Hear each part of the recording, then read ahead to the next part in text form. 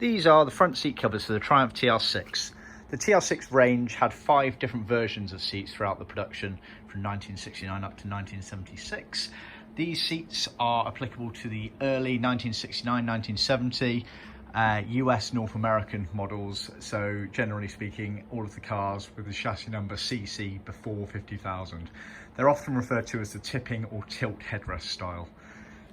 These seats have been made to a leather face specification, meaning that the majority of the bits that touch your body are leather, but then the surrounds, etc., and the back panels here are in vinyl, as are the retainers.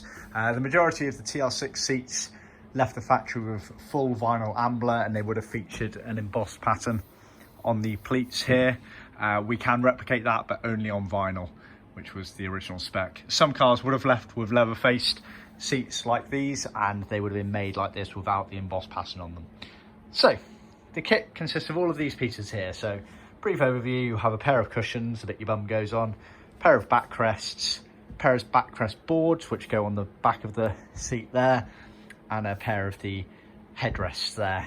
In terms of the handedness of the seats, the cushions aren't handed, i.e. there's no left and right to the seats, they're identical to one another, but these backrest covers are subtly handed, as are the backrest boards, but the headrests again are not handed. The reason for that is to allow a slight tilt almost inwards towards the car, to allow the hood frame of the convertible soft top to pass by without interfering too much. So to examine these seats, like I say, leather faced, so all of this top section here is leather, with the retainer for the spring that goes through there in vinyl, and the surrounds here also in vinyl.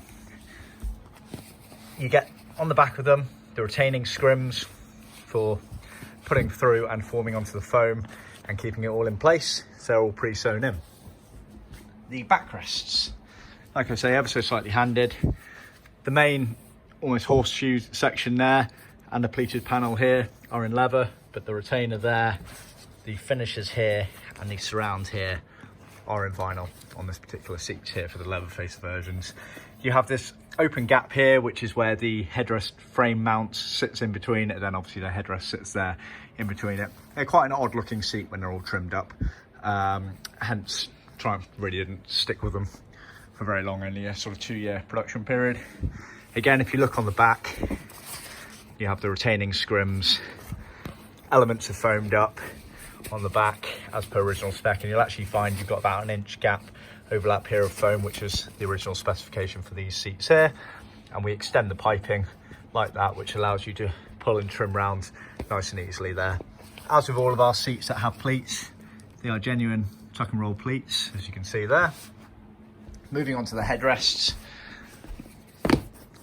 part of it is pleated, as you can see there, but then it has an unpleated section here, which is obviously lost when it's all put down into this slot here. And then you have the backrest boards here, which are vinyl trimmed on hardboard. All the fixing holes, these are the same trim fixings that you would use for the majority of your panels, but then these ones are slightly different at the top here. It's worth noting as well that in terms of handedness, left seat and right seat, those backrest panels are handed. You can see they're slightly lopsided, as are these covers here. The covers are a lot more subtle. You'll see we obviously write on the back of them, so this is the left-hand seat here. The cushions themselves aren't handed, nor are the headrest elements. So it's just really the main backrest and the backrest panel there, and that's to allow the hood frame to pass by without clipping it. Yeah, see our website for more details.